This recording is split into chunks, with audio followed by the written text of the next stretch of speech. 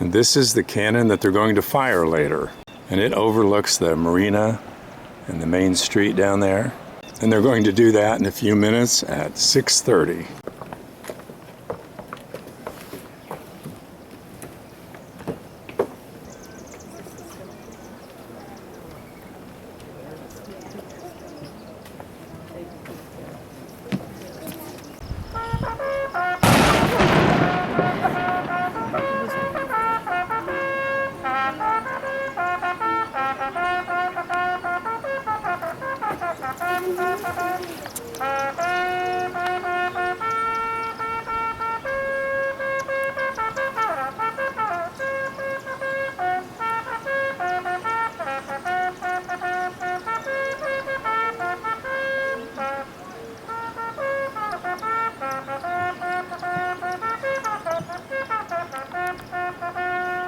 I am Clay. This is Chase. This will be our last cannon demonstration of the day. Before we get to all the fun stuff, I'm going to go over just a few basic things and give you some context as to why we are here wearing this outfit of all things and what this cannon actually represents. It's not for fighting.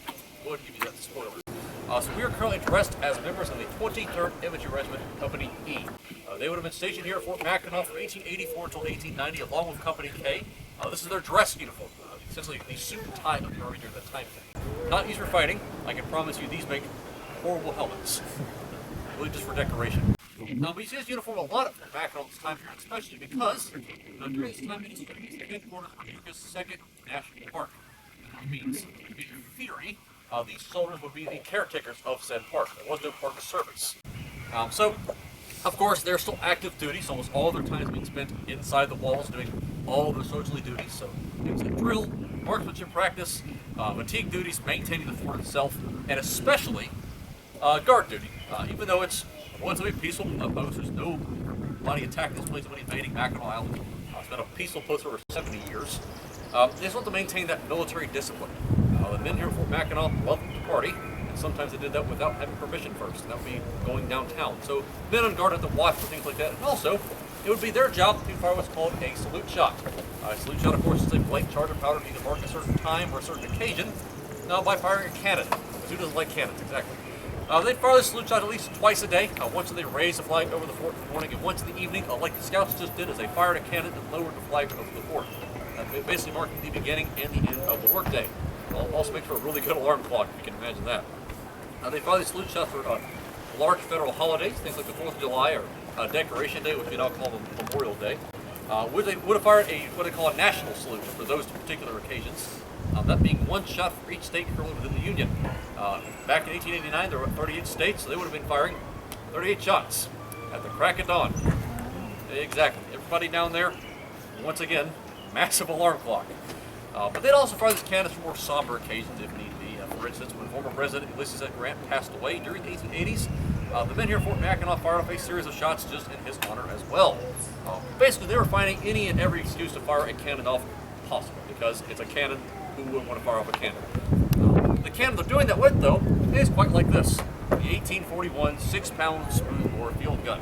Very, very complicated, the long name, but the most important aspect of that is the date, 1841. We're in the 1880s. It's a very old cannon. In fact, this is essentially the dinosaur of cannon technology by this time period. Most of the Army out west, especially, are using much more modern breech-loading artillery loads in the back as shells, whereas this thing really isn't all that different than cannons you would have seen, say, during the Napoleonic Wars. I mean, a few modernization things here and there, but essentially the same idea. So why do they have such an old cannon here at Fort Mackinac? Well, it's the national park. It's a very peaceful post. They don't need anything better than this, because nobody's attacking this place. In fact, the most dangerous thing on Mackinac Island is just the soldiers when they're drunk. So this is more than enough.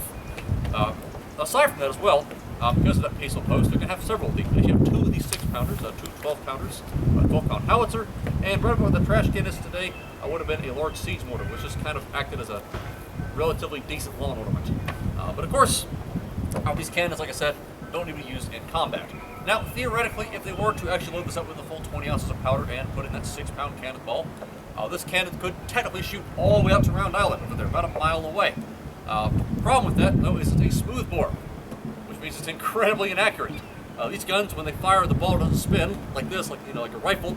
Just kind of rattles down the barrel like this until it goes careening at the other end in the rough general direction where you aimed it. Probably missing your target by several dozen feet. The maximum effective range of a gun like this is about half a mile. So about at the end of the stone jetty where the White House is. But like I said, they are never shooting these guns with actual projectiles by this point for Mackinac. It's just for making loud booms. Speaking of which, it's about time we do that ourselves. So I'm going to begin the loading process with the most difficult job of all time, taking a thumb, covering with a glove, and covering a hole. That's it. Yeah, very arduous task that is.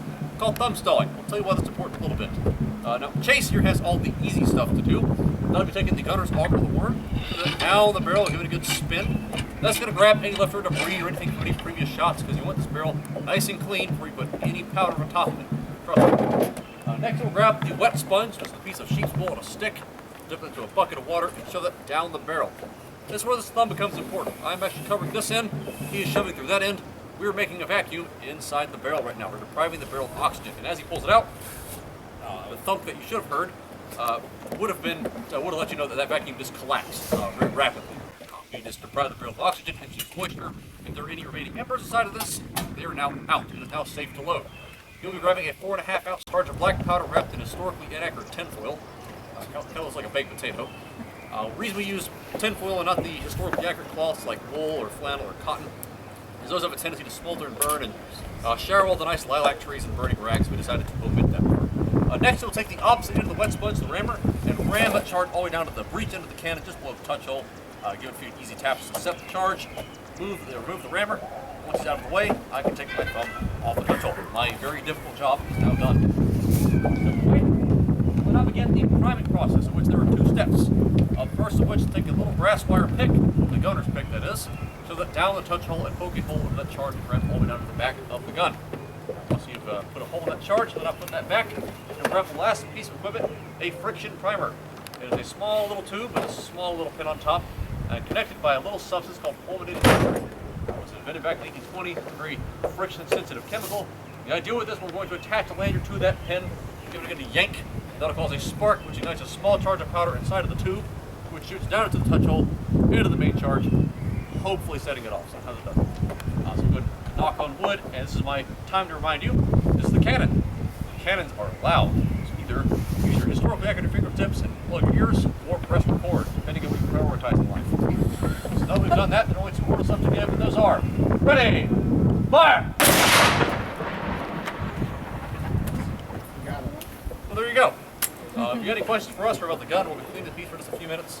Aside from that, this was our last demonstration of the day. The fort does close at 7. But until then, feel free to look around and enjoy your time here on Mackinac Island. Thank you very much. Thank you.